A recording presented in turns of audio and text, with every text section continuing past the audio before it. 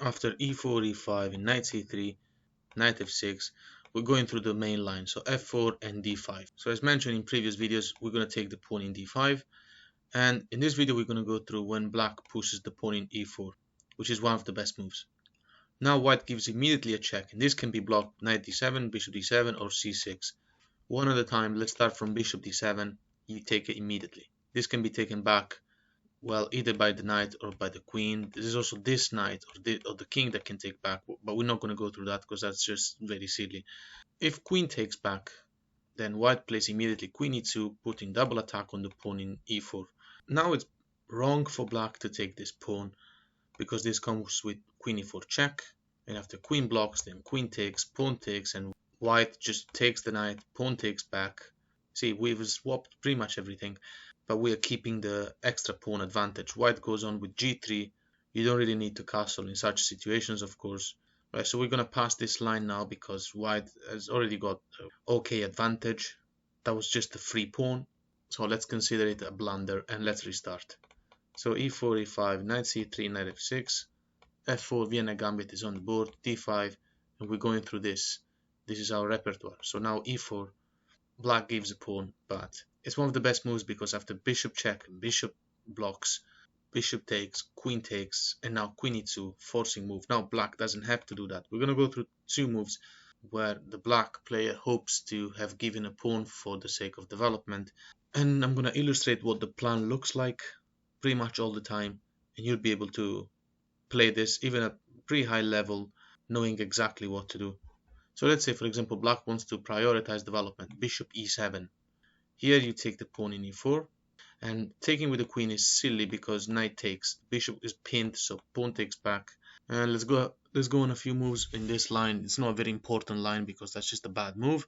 So knight f3, and after rook to g8, only thing that makes sense to do for black. Best move is b3. White wants to start pressurizing the pawn in f6. After knight to c6 developing, black is ready to castle alongside, then bishop to b2, and now black has to defend the pawn in d6 a little bit more. So let's say queen d6 or maybe rook g6. Either way, white plays g3, and after long castle and long castle, white will go on to play a comfortable endgame with better pawn structure and a pawn advantage. In this position, instead of queen takes pawn, what happens after knight takes pawn? Now d4, and after castling and knight f3, white is just better. Here black needs to develop the knight, for example, so let's say knight c6, but it's not a very good move. If black tries c5, now here there's a kind of a thematic pattern to know. You can kick the knight away with c4, and when the knight moves, best move by black is knight f6, but you can play d5. You've produced a passed pawn and you've already got a majority against a minority here. There's really no need for black to go into this. It's not like you're completely winning here, of course, but you do have an advantage and there's no compensation for black. So in this position, instead of c5, what happens after knight c6? Normal move. White continues with castling and is planning to play c3, knight e5, and go on once again with the pawn advantage. This is more about neutralizing this specific opening where black plays e4, which is really dangerous and is one of the most popular moves for those who know what to do against Vienna. But at the end of the day, if you play very well, then you should keep the pawn advantage. Let's have a look at this type of idea just to see the patterns, and then we're going to change line. f5 is an aggressive move also because black might want to play knight f6, knight e4 later on if that was possible. White continues with knight f2, and after another normal move, rook a to e8, queen to d3, and white is just threatening the same, c3, knight e5. The knight in f2 is also, most importantly, protecting these two outposts, potential outposts for the black knight. So back at the start, let's do it again so we can improve our understanding of this opening even more.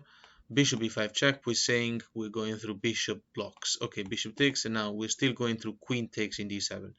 Right, now queen e2. What happens after queen to e7? This is the recurring pattern you have to remember. White plays g4. This is the crashing move, and it's going to happen in a lot of different situations, and we're going through that. The good thing about this is that h6 just doesn't block it, because you can play g5 anyway. Let's look at this move, c6, because what else can black do? You can't really take the pawn, can't take this pawn, and you can't develop the bishop. anywhere that makes sense. And as soon as the knight is kicked out, let's say g5, then white will have double attack on e4. And as we said, black just can't stop the pawn from going to g5. So let's look at this.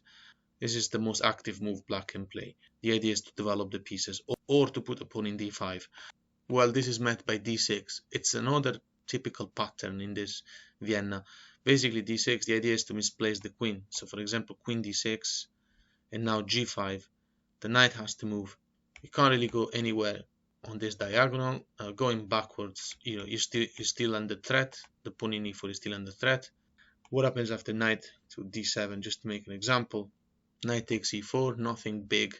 See, the knight could have also gone to d5, but now you can just play knight to e4 with a threat of discovered attack. And when the queen goes back and you play d3, the bishop is now defending f4. You just have a solid pawn advantage, and black has got nothing. It can't even properly develop his pieces, if you notice. So in this position, after queen back to e7, knight f3, let's see what happens in this type of position. Like right now, we're literally just stopping the black player from developing the bishop.